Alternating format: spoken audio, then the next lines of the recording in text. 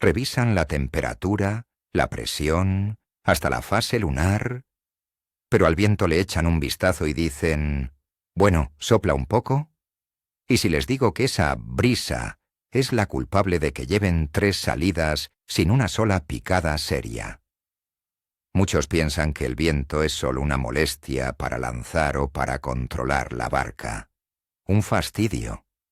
Pero la realidad es que es el factor más importante y más ignorado de todos.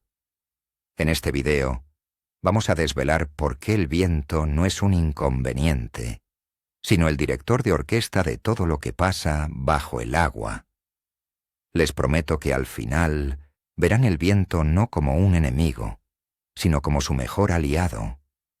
Se van a sorprender de cómo un simple cambio en el viento puede encender o apagar un pesquero por completo. Así que, antes de empezar, les lanzo una pregunta. ¿Creen que exagero? ¿O alguna vez han sospechado que el viento tenía la culpa de un mal día? Cuéntenmelo en los comentarios que empezamos. Durante años, nos han enseñado a fijarnos en lo obvio. Si hace sol, si llueve, si el agua está clara u oscura.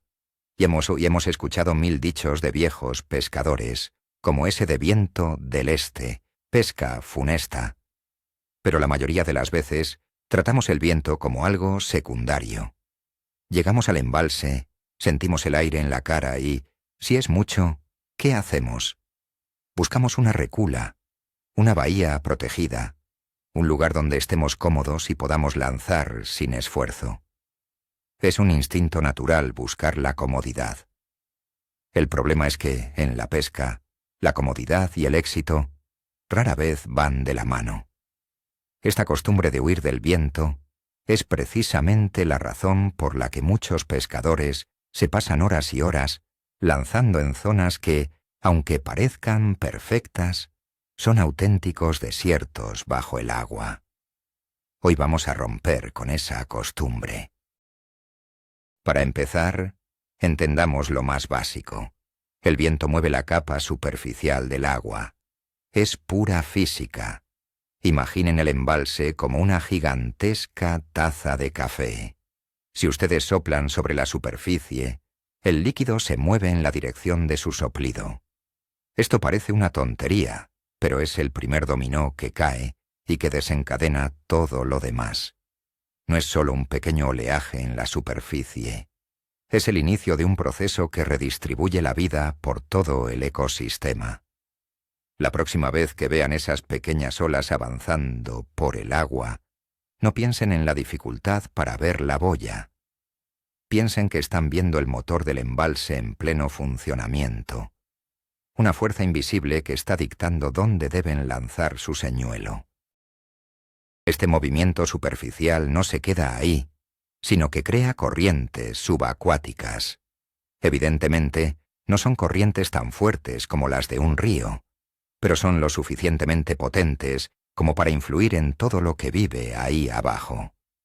Piensen en un día con un viento constante de, digamos 15 kilómetros por hora soplando hacia la misma orilla durante horas. El agua de la superficie es empujada contra esa orilla, y para compensar, se genera una corriente de retorno por el fondo. Se crea una especie de cinta transportadora natural. Los peces, especialmente los más pequeños, usan estas corrientes para moverse con menos esfuerzo. Entender este flujo es como tener un mapa de las carreteras que usan los peces. Ahora, hablemos de algo vital, el oxígeno. El viento es la principal fuente de oxigenación en aguas estancadas como lagos y embalses. Cada vez que una ola rompe en la superficie, está atrapando aire y disolviéndolo en el agua. En los días calurosos de verano, cuando el agua tiene menos oxígeno disuelto, las zonas batidas por el viento son oasis llenos de vida. Los peces se sienten más activos, más cómodos y, sobre todo, con más ganas de comer. Por el contrario, en una cala protegida del viento, el agua puede estar estancada y pobre en oxígeno. Visualicen la diferencia. Una orilla con olas rompiendo es un bar lleno de energía. Una cala en calma es un salón a la hora de la siesta. El viento también es un termostato. Especialmente en primavera y verano, el sol calienta mucho la capa superficial del agua, creando lo que se conoce como termoclina. Una capa de agua caliente arriba y otra mucho más fría abajo. Un viento constante ayuda a mezclar estas capas. Puede enfriar ligeramente la superficie en la orilla donde sopla, haciendo la temperatura más agradable para los peces. Es como si alguien agitara la sopa para que no queme por arriba y esté fría por abajo.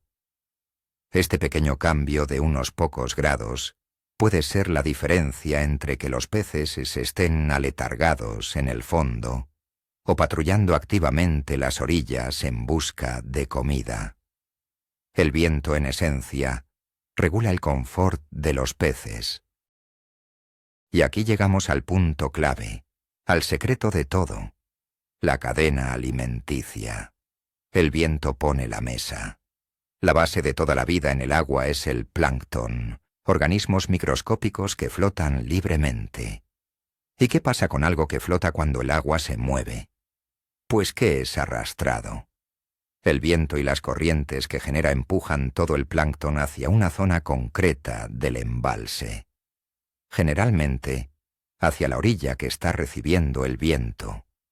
Imaginen una nube de polvo invisible pero nutritiva, siendo empujada lentamente hacia una esquina. Esa esquina se convierte, de repente, en el lugar más rico en comida de todo el lago. El segundo eslabón de la cadena, lógicamente, sigue al primero. ¿Quién se alimenta de plancton?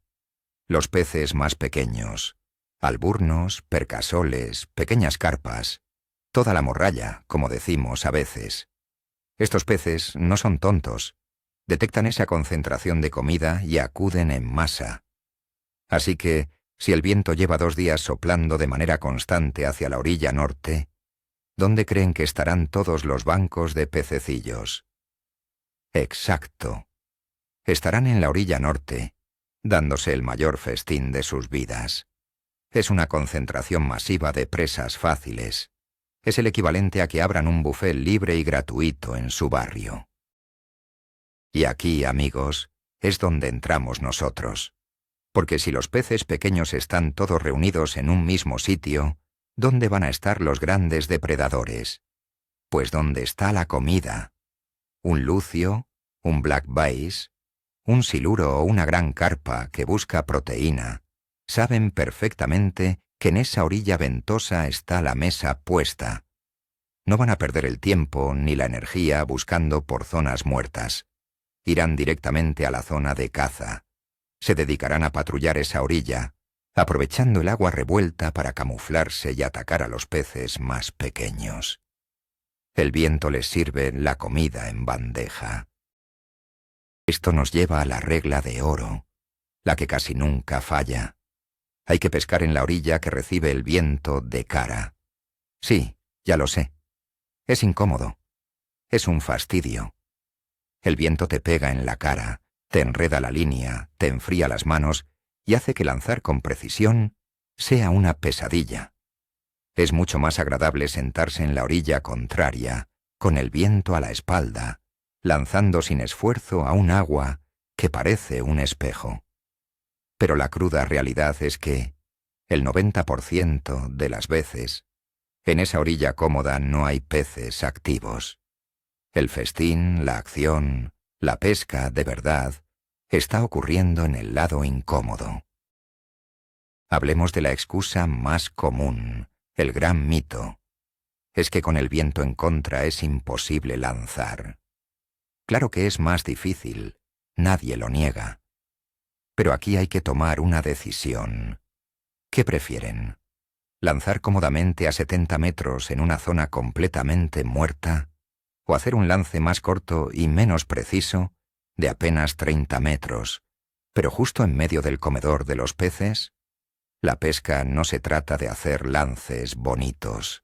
Se trata de poner el cebo donde están los peces. Hay que cambiar esa mentalidad. El viento en la cara no es una barrera, es una señal de que estás en el sitio correcto. Entonces, ¿cómo pescamos en esa orilla ventosa? Hay que adaptarse. Primero usen señuelos o plomos un poco más pesados de lo normal para vencer la resistencia del aire. Segundo, olvídense de lances parabólicos y altos. Hagan lances más bajos y tensos, más directos. Inmediatamente después de que el cebo toque el agua, bajen la puntera de la caña casi hasta la superficie. Esto evita que el viento cree una gran panza en la línea, lo que les haría perder el contacto con el señuelo y la sensibilidad a la picada. Es una pesca más técnica y exigente, pero infinitamente más productiva. No todos los vientos son iguales. La dirección es fundamental. El famoso dicho, viento del este, pesca funesta, tiene parte de verdad, pero depende de la estación. Por ejemplo, un viento frío que viene del norte en plena primavera puede enfriar bruscamente la orilla y detener la actividad de los peces que buscaban el calor. Sin embargo, un viento templado del sur en esa misma época puede ser una bendición, activando todo. No se trata solo de que sople, sino de la calidad de ese aire. Aprendan a asociar cada dirección del viento con un tipo de tiempo en su zona y verán patrones muy claros. La consistencia es oro puro. Un viento que acaba de empezar a soplar no ha tenido tiempo de mover la cadena alimenticia. Pero un viento que lleva soplando de forma constante desde la misma dirección durante 24 o 48 horas es una garantía de éxito. Ha tenido tiempo de establecer esas corrientes, de acumular el plancton, de reunir a los peces pequeños y de que los depredadores se den cuenta y se posicionen. Por eso es tan importante revisar el pronóstico, no solo para el día de pesca, sino también para los 2 días anteriores. Un viento estable es una invitación a pescar. Por el contrario, un cambio brusco en la dirección del viento suele ser una señal de inestabilidad, de un cambio de frente. Los peces, con su línea lateral, son extremadamente sensibles a los cambios de presión que acompañan a estos frentes. A menudo, justo antes de que el tiempo cambie, hay un periodo de actividad frenética, como si supieran que tienen que comer antes de que las condiciones empeoren. Pero una vez que el viento ha cambiado, todo puede pararse en seco durante horas, o incluso un día entero, hasta que el ecosistema se reajusta. Si ven que el viento va a rolar a mediodía, aprovechen la mañana al máximo. La velocidad también importa. No es lo mismo una brisa suave que un vendaval. Una brisa de entre 10 y 20 kilómetros por hora suele ser el punto ideal. Es suficiente para mover el agua, oxigenarla y concentrar la comida, pero sin hacer la pesca imposible. Cuando el viento supera los 30 o 40 kilómetros por hora, la cosa se complica. Puede enturbiar demasiado el agua cerca de la orilla, haciendo que los peces no vean bien los señuelos. También puede hacer que controlar la barca o incluso mantenerse en pie sea peligroso. Hay un punto óptimo, y aprender a reconocerlo es parte del arte. Pongamos un ejemplo práctico: la pesca de la carpa. Las carpas son auténticas aspiradoras de fondo. Un viento constante que empuja el agua hacia una orilla de poca profundidad no solo acumula plancton, sino también todo tipo de materia orgánica, larvas, gusanos y pequeños invertebrados que viven en el fango. El oleaje remueve el fondo, dejando toda esa comida al descubierto. ¿Dónde creen que estarán las grandes carpas? Exactamente ahí, con la cabeza en el fango y la cola hacia arriba, gozando y comiendo sin parar. Lanzar un cebo en esa zona es casi una apuesta segura. Ahora, Pensemos en un depredador visual, como el black bass o el lucio. Para ellos, la orilla ventosa es su restaurante y su escondite, todo en uno. Las olas que rompen en la superficie distorsionan la luz y crean una gran confusión visual. Esto les permite acercarse a los bancos de peces pequeños sin ser detectados. Utilizan la turbulencia del agua como un manto de invisibilidad. Un pez pequeño que está luchando contra las olas y buscando comida está mucho menos alerta. Para el depredador, es la emboscada perfecta. Por eso, señuelos que imitan a un pez herido o desorientado funcionan de maravilla en estas condiciones. Como en toda regla, hay excepciones.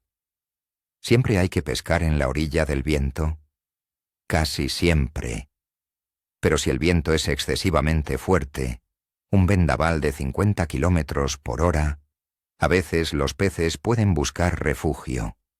En ese caso, vale la pena probar justo en los límites de la zona ventosa, por ejemplo, en la punta de una bahía que ofrece algo de protección, o incluso en la orilla contraria, pero muy cerca de las puntas que dan a la zona de viento.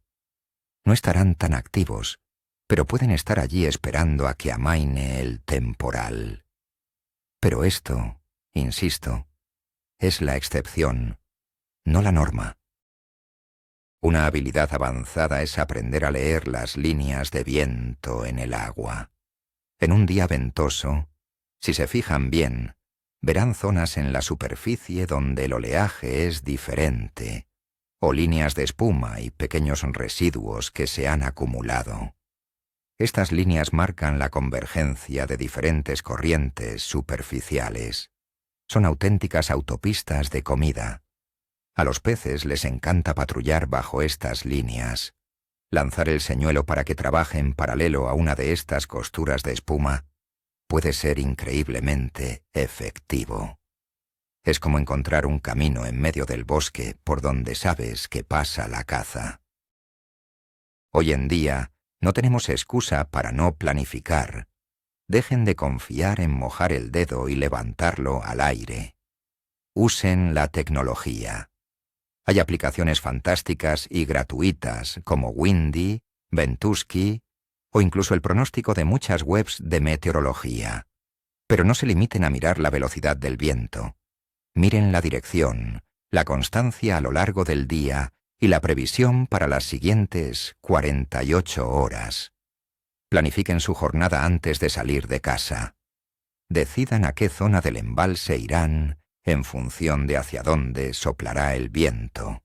Esta planificación previa les ahorrará horas de tiempo perdido en el agua. El cambio más importante, sin embargo, no es técnico, sino mental. Tienen que dejar de ver el viento como un enemigo, como un obstáculo a su comodidad. Empiecen a verlo como lo que es, un mapa del tesoro. Es una señal que la naturaleza les está dando, gritándoles: la comida está aquí. La próxima vez que lleguen al pesquero y sientan ese viento frío y molesto en la cara, no se quejen, no busquen refugio, sonrían, porque si saben lo que están haciendo, significa que están, exactamente, en el lugar correcto y en el momento adecuado. Así que, como hemos visto, esa brisa no es un detalle sin importancia. Es el motor que arranca y dirige toda la cadena alimenticia en el embalse. Mueve el plancton, que concentra a los peces pequeños, y estos atraen a los grandes depredadores que todos queremos pescar. El giro de guión, el momento clave, es darse cuenta de que el mayor error que hemos cometido durante años no es pescar con viento, sino precisamente evitarlo. Hemos pasado incontables jornadas buscando la orilla tranquila, la cala cómoda, mientras el verdadero festín estaba ocurriendo justo en el lado opuesto, en medio del caos que tanto nos molestaba. Este conocimiento puede cambiar radicalmente su enfoque. La próxima vez que planifiquen una salida, el pronóstico del viento no debe ser lo último que miren, sino lo primero.